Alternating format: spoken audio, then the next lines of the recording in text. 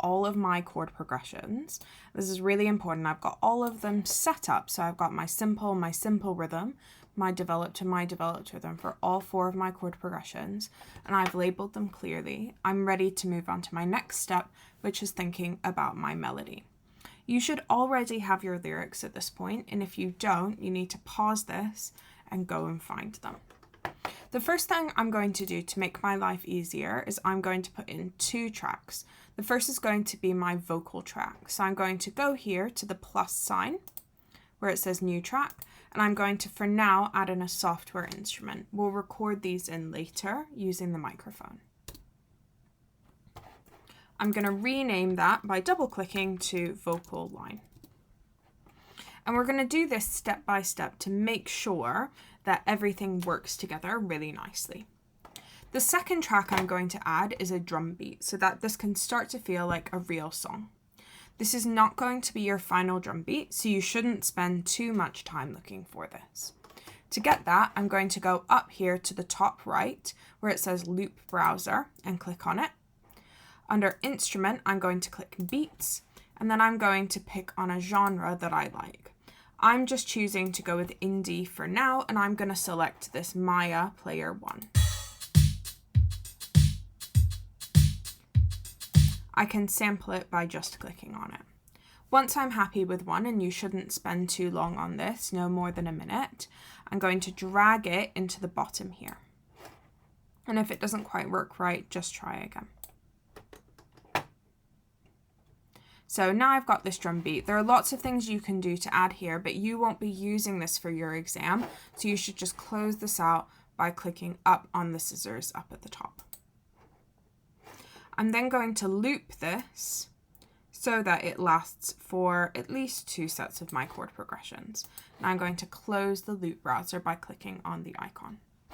Remember, you're not going to use this for your final track, so really this is just to help you stay in time. Now, I've got my lyrics, and I'm going to use the sample lyrics that you have in your booklet, which is stuck underneath your big glass ceiling. I'm done down here, it's not appealing. Now, in order for this to be successful in the exam, we need to have a couple of things. First of all, we need to have a clear rhythm line that we can then turn into a melody. So my first step is going to be creating that rhythm line. I'm going to select the vocal line once more, and I'm going to use the note C. It should be at least middle C.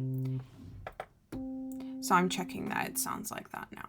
And I'm just going to play in the rhythm. So maybe I'm going to do stuck underneath your big glass ceiling. I'm going to try that and see if it fits along with my chords and my drum beat by hitting record. Stuck underneath your big glass ceiling. Yeah, I'm pretty happy with that. So if I'm happy with that first little bit, I'm going to double click on it. I'm going to go into the piano roll, press Command A after clicking, and quantize it, I think to 1/8 should sound right. Let's double check.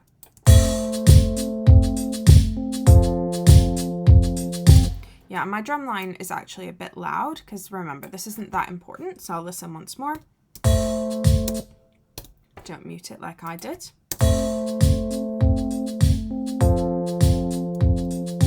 Now, a good melody often includes repetition with a little bit of change.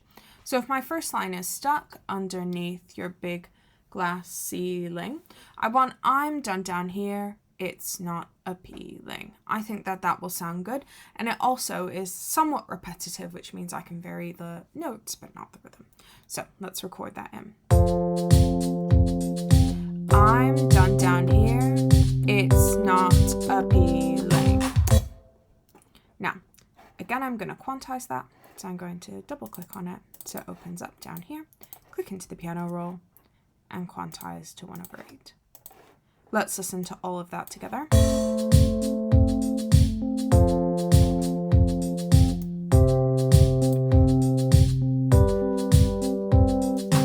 Okay, I'm happy with that rhythm.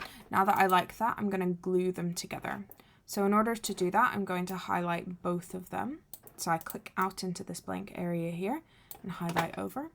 And if I don't already have the glue tool selected as my command click, I'm going to do that. And then I hold down command and it will glue and click and it will glue them together. Let's do the next part, which is how does it feel to have all that power? Let's try that. How does it feel to have all that power? I'm not sure I did that right. Let me listen. How does it feel to have all that power? I think I like that. So again, quantizing. And finally, our time is up. We will not cower. Our time is up. We will not cower. Check I like it. It's up. We will not cower. Okay, pretty happy with that. So I'm going to go here and quantize one last time. Then I'm going to glue all three of these together. So check I'm in glue there. Command, click. Now I'm going to call this is going to be my verse 1. And I'm going to rename that. So a reminder to rename, you click on the part in the track area, right click, name and color, rename regions. Let's check I like how that sounds. Your big glass ceiling, I'm done down here, it's not appealing. How does it feel to have all that power? Our time is up, we will not cower. I think I'm pretty happy with that as far as the rhythm goes. Now you'll notice here that this is 8 bars long. That's really, really important when you are doing this. Each of your sections, so your verse and your chorus, they need to be 8 or 16 bars long because it will line up really nicely with your chords.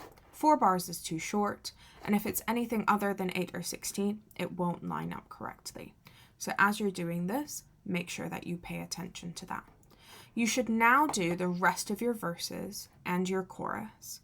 It doesn't matter that right now you don't like this chord progression as your verse. We're going to change that later on. So when you come back here, you should have your 3 verses or 2 verses, depending on how much you've written, and a chorus before we move on.